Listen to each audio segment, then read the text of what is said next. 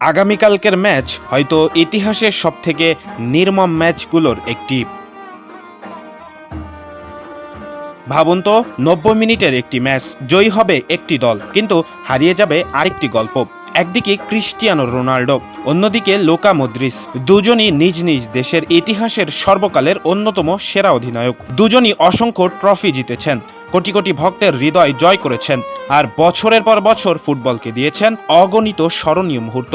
কিন্তু বিশ্বকাপের মঞ্চ কাউকে ছাড় দেয় না। পর্তুগাল বনাম ক্রোয়েশিয়া, এই নকআউট ম্যাচে যে দল হারবে সে দলই বিশ্বকাপ যাত্রায় সেখানেই শেষ করবে, আর সেই সঙ্গে শেষ হয়ে যাবে এক অধিনায়কের বিশ্বকাপের অধ্যায়। ভাবুন, একজনের চোখে থাকবে জয়ের আনন্দ, আর অন্যজন হয়তো শেষবারের মতো বিশ্বকাপের মাঠ ছাড়বে পরাজয়ের কষ্ট নিয়ে।